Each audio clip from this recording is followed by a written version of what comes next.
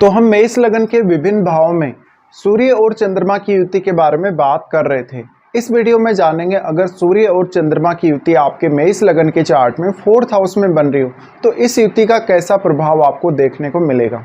देखिए, सूर्य और चंद्रमा दोनों ही आपके चार्ट में अगर देखा जाए तो सूर्य आपके 5th लॉर्ड हैं जबकि चंद्रमा आपके 4th लॉर्ड हैं। ऐसे में चंद्रमा के खुद के घर में ये युति बनेगी। अब आपका सूर्य जितना चंद्रमा के क्लोज होगा उतना ही आपको इस युति में फ़ायदा होगा, क्योंकि आपका मन काफ़ी मजबूत होगा, आपका आत्मविश्वास मजबूत होगा और आप किसी भी काम को बहुत ही अच्छे से कर सकेंगे, निर्णय बहुत अच्छे से कर सकेंगे। अपने मन को मजबूत बनाने के साथ साथ आप सामने वाले किसी भी व्यक्ति पर अच्छा प्रभाव डाल सकेंगे, स्ट्रॉन्ग इम्पैक्ट डाल सकेंगे अपनी बातों का। चंद्रमा इमेजिनेशन के कारक हैं। चंद्रमा इमेजिनेशन के कारक होने की वजह से यहाँ पर इस बात की संभावना बहुत अधिक है कि जो भी आप सोचेंगे उसको प्रैक्टिकल रूप में आप अपनी लाइफ में अपनाएंगे भी या उस पर काम भी करेंगे। ऐसा नहीं है कि आप लगातार सोचते ही चले जा रहे हैं और ओवर थिंकिंग कर रहे हैं। तो यहाँ पर आपके मन को एक बहुत ही स्ट्रॉन्ग सपोर्ट मिल जाएगा चंद्रमा के कहीं ना कहीं सूर्य के क्लोज होने की वजह से।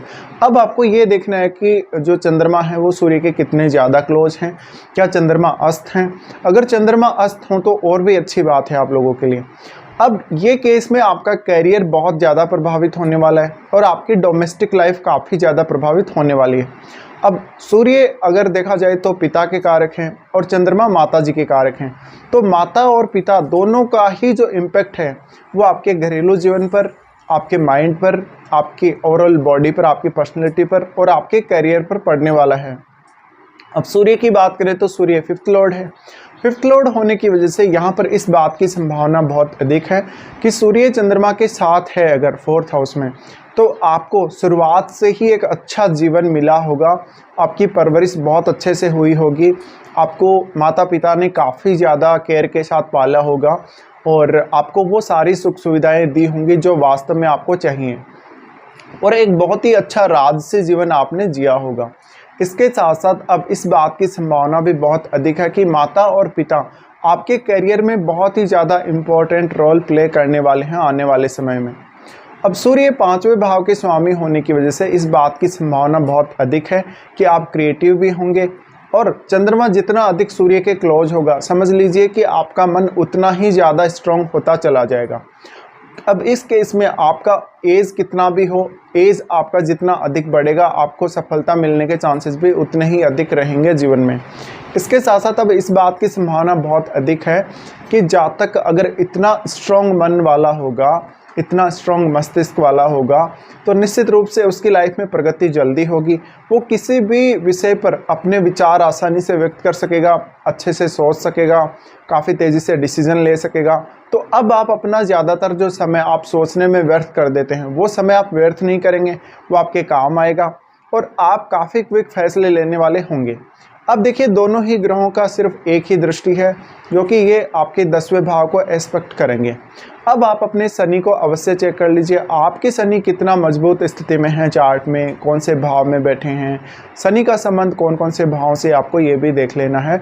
लेकिन दोनों ही ग्रहों का एस्पेक्ट है आपके 10th हाउस पर, तो इस वजह से आपको कैरियर में बहुत अच्छी सफलता मिलने वाली है। और इवन आप या तो अपने माता या पिता के ही प्रोफेशन को फॉलो करें, जिस प्रोफेशन में आपके माता पिता हैं उसी प्रोफेशन को अपनाएं, या आप अपने घर परिवार से जुड़ा हुआ कोई भी बिजनेस करें जो कि पहले से चला रहा है। इस बात के चांसेस तो बहुत ही अधिक हैं। अब ये भी हो सकता है कि आप किसी बहुत बड़े सरकारी पद पे जा सकते हैं, आप कोई बहुत अच्छे सरकारी अधिकारी बन सकते हैं जैसे IAS वगैरह। तो इस केस में आपके लिए उन्नति करना काफ़ी आसान हो जाएगा लाइफ में और आपको लाइफ में नेम फेम भी अच्छा मिलेगा। हालांकि नेम फेम शुरुआत में आपकी फैमिली और आपके माता पिता की वजह से आपको ज़्यादा मिलेगा, लेकिन लेटर एज में ये आपके खुद के कर्मों पर आधारित होगा।